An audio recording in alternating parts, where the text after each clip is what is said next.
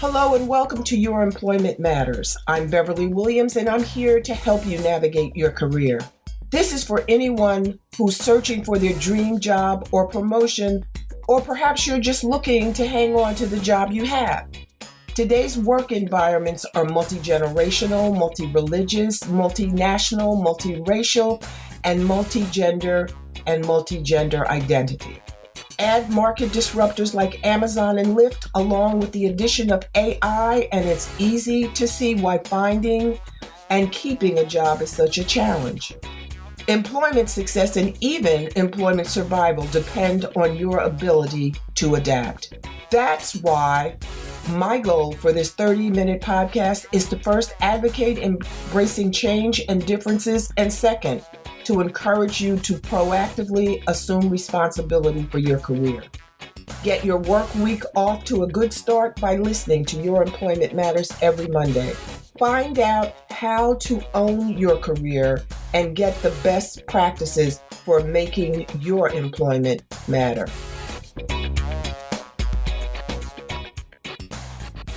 We've heard a great deal about the Great Resignation. Many employees are understandably zeroing in on what they want out of a job. What is employment supposed to do for us, other than give us a way to provide for food, clothing, and shelter? Should we expect more? And apparently the answer to that is yes, we should expect more. As employees, we should expect, for lack of a better word, to be engaged. We should feel respected at work. We should feel valued as employees making a contribution. I think those are some of the things. Coincidentally, I had a conversation with a young man this morning who said that, everyone should make $75,000, and then that would be a living wage and people would be satisfied. And I said, hypothetically speaking, if everyone made at least $75,000 and I decided to spend my money on Louis Vuitton red bottom shoes, how would you feel about that if you were providing for your family food, clothing, and shelter, and your $75,000 was exhausted? And he looked at me and he said, I don't know. I said, neither do I. So communication is important. Communication, exchanges of viewpoints and thoughts. That's what I was thinking. He hadn't considered those considerations. And my guest today, Victoria Dew, who is the founder and CEO of Dewpoint Communications, can help us with this. Rather than explain or recite Victoria's background, her employment journey, and how she became founder and CEO of Dewpoint Communications, I'm going to let her tell you a bit about herself. Welcome, Victoria, and I really appreciate you taking the time to speak with us today. Beverly, thank you so much for having me. I'm so excited to be here and to have this conversation with you and your audience. Very often I speak with employers and organizations and business leaders who are trying to figure out how best to communicate with their employees and engage and connect with their people. And I know that your podcast really focuses on employees themselves and their journey. And so I'm excited to have this conversation and to share some of my perspective and a little bit about my work and some of our recent research with you and your audience. So thank you. You asked a little bit about my background and journey. I actually spent most of my communications, I've been doing this work, 15 something plus years.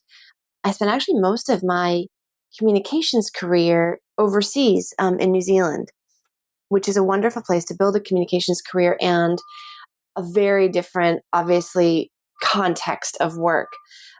And, New Zealand's a very egalitarian culture and tends to be quite progressive, but also for a number of reasons about how the labor force works there. Internal communications, or employee communications as we call it, has been a strategic function for a long time.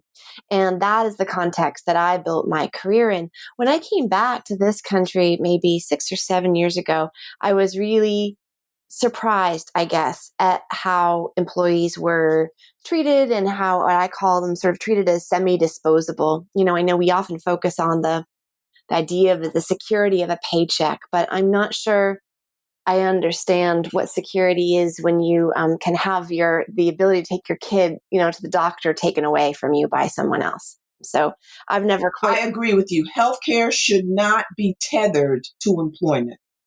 It's a very interesting. It's a very interesting thing. So when I came back to this country and went to go work in corporate America, I found, to be honest, it wasn't a fit.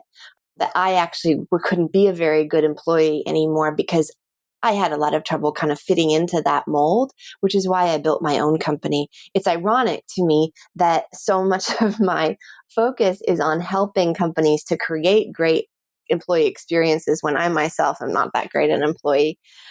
Although now that I'm a CEO, sometimes I say I have a very mean boss, but I try. So the work that we do is about helping organizations to communicate better with their people every day, to create better employee experience. And that means so many things. Engagement is one of the ways that we measure the experience. For example, right now, we're talking a lot about how companies are bringing people back to the office to work. We don't say return to work, obviously, because we all know we've been working the whole time. But that we are returning to the office. When you think about that, and we all read the news, it's fraught because employees have a range of perspectives and opinions on coming back to work in the office. And you think about that in the office as an experience. Now, if you think about before the pandemic, I don't think we cared that much about whether employees wanted to come to an office every day, did we? But we sure do now. And so a lot of the work we do is in things like that, helping organizations to listen better to their employees and then communicate with them and connect with them and engage them. Because when employees are, for lack of a better word, happier, but better able to do their jobs, that's better for a business. I think, obviously, they'll be more productive, which is what I think all employers want. They want a productive workforce. I don't know that I expect happiness from a working situation, but I do expect to be respected. I do expect my contribution to be valued. I look for happiness elsewhere. Well, I think, it's a great call out, Beverly. And I think one of the other words we might use is meaning, right? People really do want to find meaning in their work and to experience psychological safety at work and trust with their colleagues, trust with their organizations, and to be able to do work that's meaningful and fulfilling to them, and to be able to work with people who are good colleagues, to not experience toxic workplaces and microaggressions. And so I think all of those things that we expect in our workplace are some of the things that do contribute to being happy, because we want to be happy in our work so that we can be happy in our lives. And that creates a virtuous circle. It's interesting that we're talking about being happy in connection with work, because I was on an online training seminar and one of the participants said that she looked for happiness in her work. And I was kind of taken aback because that's not something I expect. I guess it was because I've heard in the past, I don't agree with it, but I've heard the phrase employees are fungible, to your earlier comment.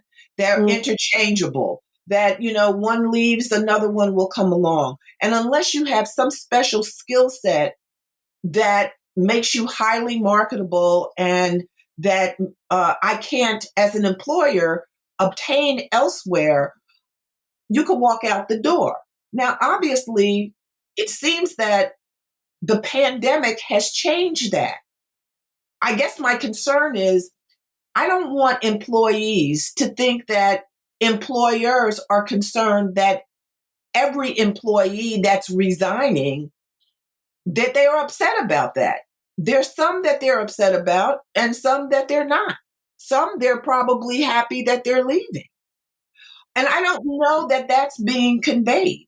And I don't know whether you think it should be conveyed. It's a great question.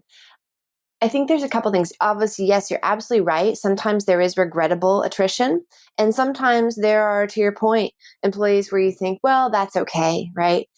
I will say it is obviously, as we know, an employee's market right now. And so it can do quite well, even if your current role is not a place where that's a great fit for you.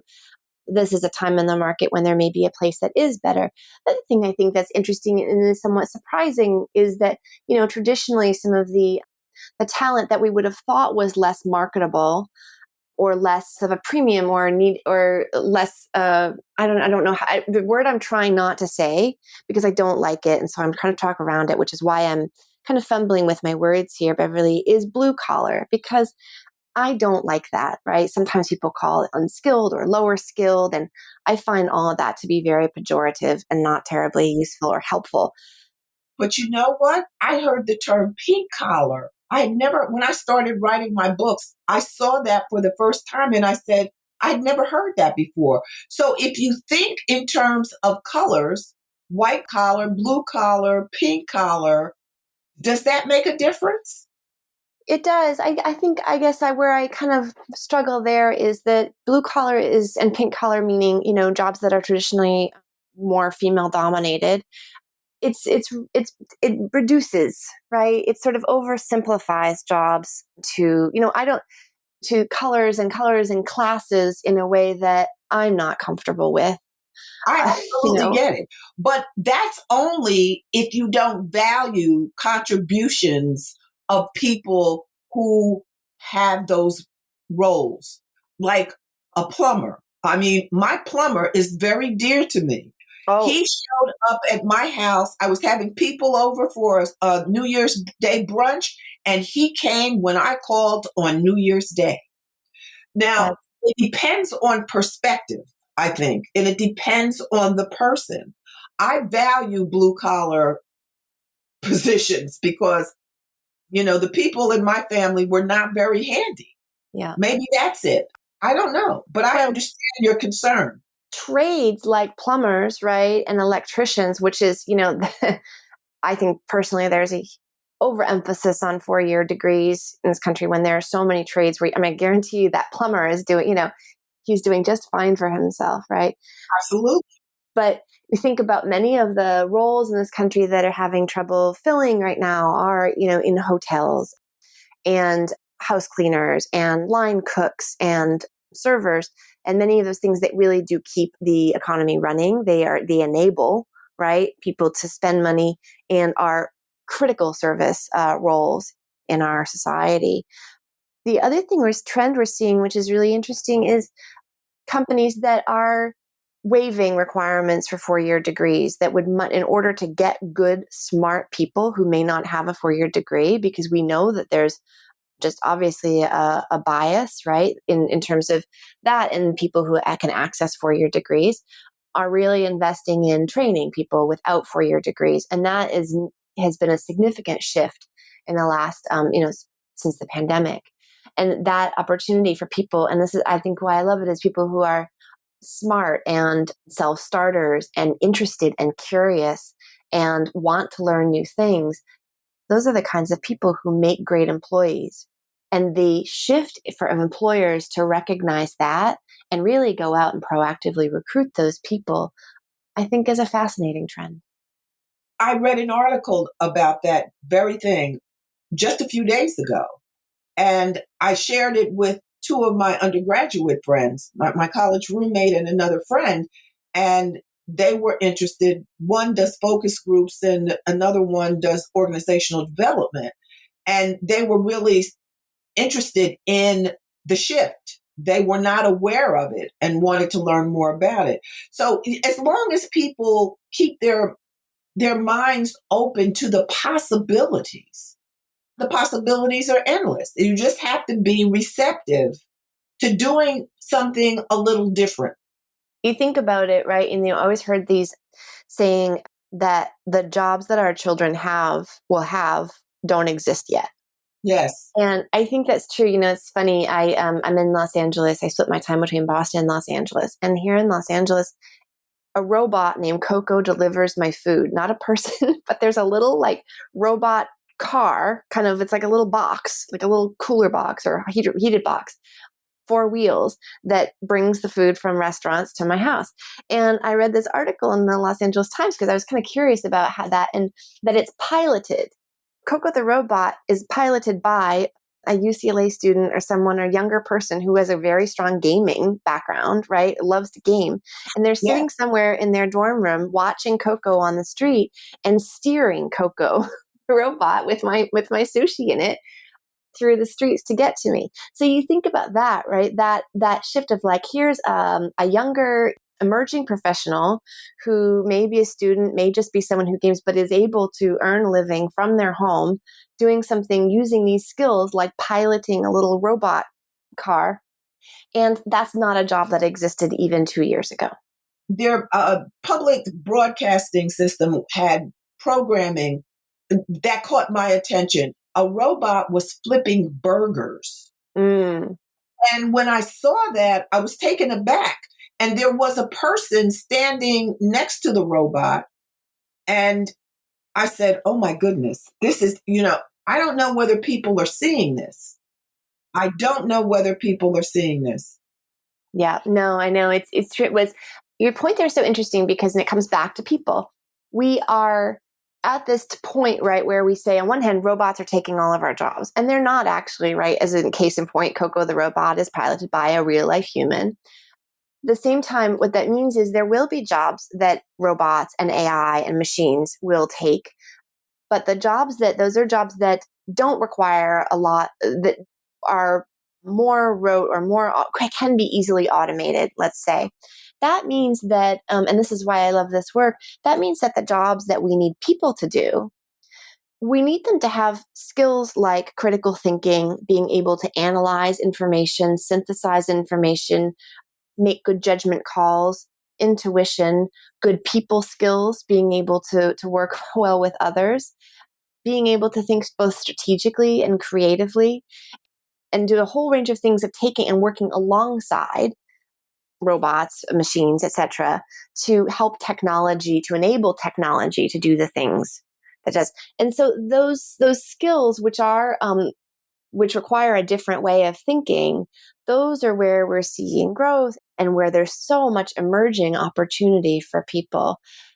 That said, and that's why I mentioned about communications and engagement and creating an employee experience, in order for people to be able to work at that higher level, right, where they are able to connect the dots, build context, ask good questions, feel that psychological safety, that trust at work, feel valued, feel that there's meaning in their work, it requires greater communication. And that requires greater commitment on the part of the employer to create that experience, create that world for that employee so that they can thrive, so that they can be more productive. And being more productive means they can, and that being, back to the question of happier or more engaged, they will stay longer, they will grow in their careers, they will build more skills, they will be better able to lead teams, they'll be better able to lead themselves and other people. They will advocate for the organization as well. They'll say to their friends and colleagues, hey, come work here. This is a great place to work. And on the flip side of that, we're also seeing, and I'm sure you know this, a lot more in the way of employee activism, whistleblowing, Yes. walkouts, right? Strikes, a lot more. We know what, Unionization. right? Yes. Unionization. So what happens when employees are not advocates, but are detractors? And it's very bad for a brand. And I know I don't have to tell you or your audience that. So the flip side of that is one of the fixes for that is to solve some of those problems and stay focused on the way we create that engagement and communication and experience for employees inside the company so that we can mitigate some of that risk. We talked about this, and I know from personal experience, I've had discussions with employees who have been hesitant to respond honestly to surveys about employee engagement. when the survey comes around and employers are seeking information about what employees like, don't like, what they would change, some employees are reluctant to be as honest as they want to be because they're concerned about whether they can do so anonymously. And I've been in situations where I've had to say, I've been told that it's anonymous and that there won't be an effort to find out who's saying what, how people are responding. But I don't know for a fact that that's absolutely true. And that goes back to trust, Yes, whether employers and employees trust each other to stand by their word, to be honest in their feedback, to be honest and authentic in their interactions. And that also goes to communication and experience, their personal experience with each other. Experiences, I guess. It's multiple. absolutely. So yeah, I mean, the question about the anonymity and confidentiality of engagement surveys. I've worked in that space, communicating about engagement surveys for many years. I have my understanding, my experience of it is that yes, they are anonymous. In fact, they work very hard to make sure that things can't be attributed. In terms of making sure that you have a good sample size of teams, so that sometimes when you have a smaller sample size, it could be easier to identify. And I know that survey companies, etc., you do work very hard to try and maintain that. The question is really exactly what you said, Beverly, and that is trust and psychological safety.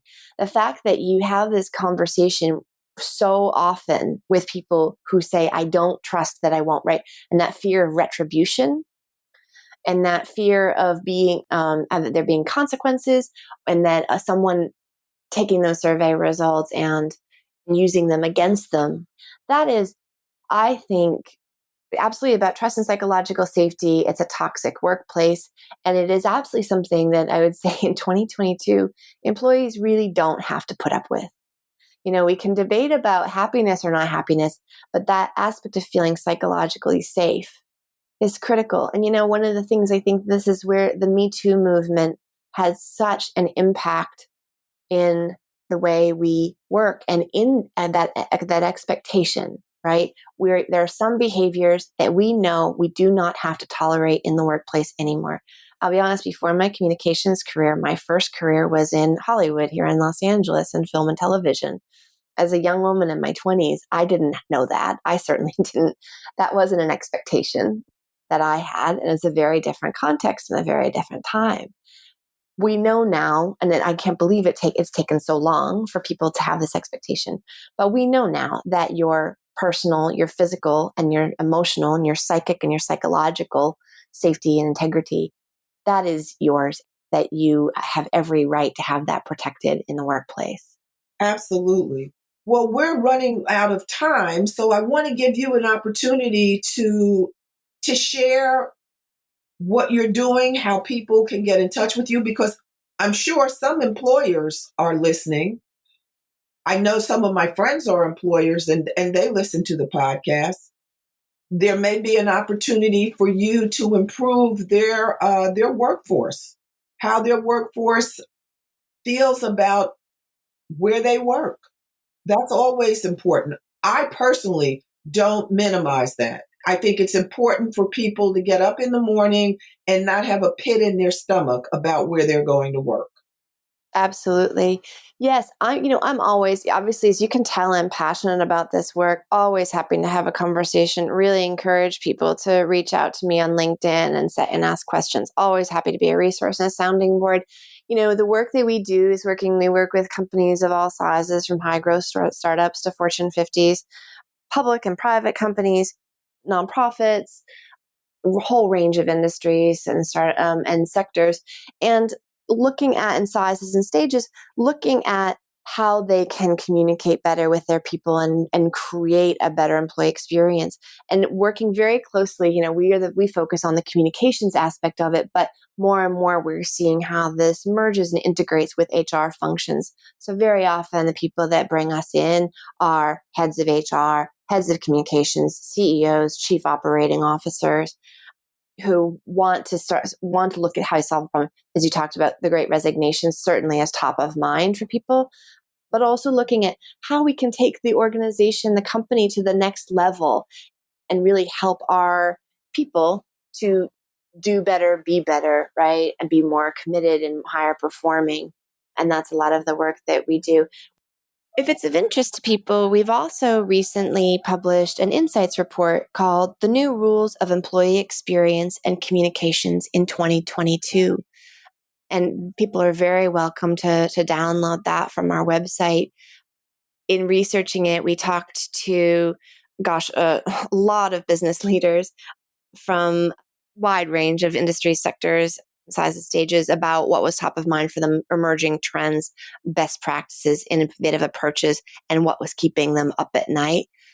The people we spoke to, leaders we spoke to, touched the lives of nearly 500,000 American workers and nearly 1 million workers around the globe.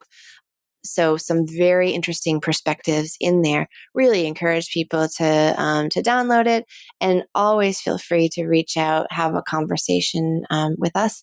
Happy to be helpful if we can be. And as you and I discussed when we spoke before the podcast, don't be limited by what the direction that or the audience that's identified for information. If it's directed to employers, you should read it. You should know what employers are being told and what they're learning. If it's directed to perhaps men or women and you're not one of those, then read it anyway. There may be a nugget in there that you'll find beneficial, a nugget of information. I'm just amazed by how a scheme of misdirection, in my opinion. I've started reading everything. I don't care who it's to. Well, I want to know what everybody else knows. I want to know what that group knows. I want to know what that group knows. I want to know what they're hearing, what they're reading. And it gives me a different perspective and it better informs me. I agree. I also, and that's another reason, if people are interested in this conversation, I share a lot of what I'm reading on LinkedIn. And so I find that everyone lives in their bubbles to some extent, right? And we can't all be reading the same things or listening to the same podcasts or doing the same. The more you expand your kind of your circle and your inputs and your influences, that you kind of always find these sort of nuggets that you might not have known about before. So I totally agree with you. Absolutely. Well, Victoria, thank you so much. This has been a refreshing discussion. I hope that employees and people who aspire to become employees hear this and follow your suggestion that they go to your website and download the document. But we're going to have to leave now because our time is up. Thank you, Victoria, for taking the time to share your passion for what you're doing, employee engagement and communications, improving communications between employers and their employees. And to the audience at large, please, if you're so inclined, leave a review on Apple or Spotify or wherever you're listening to this podcast, and consider, if you will, purchasing my new book, Your GPS to Employment Success: How to Find and Succeed in the Right Job. And until next time, bye-bye. Thanks for listening to Your Employment Matters with Beverly Williams. If you found this podcast helpful, please subscribe and leave a review. I truly appreciate your support, and that helps other listeners find the podcast. If you have a comment, question, or suggestion, you can reach me at baWilliams@youremploymentmatters.com. My book, Get the Job Done, is available on Amazon.com and BarnesandNoble.com. Please join me again next week. Until then, remember to embrace change and differences.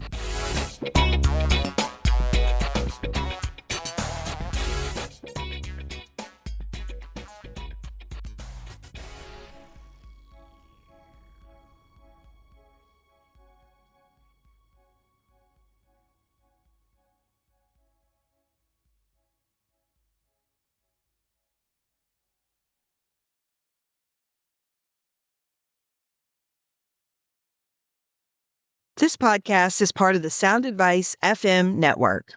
Sound Advice FM, women's voices amplified.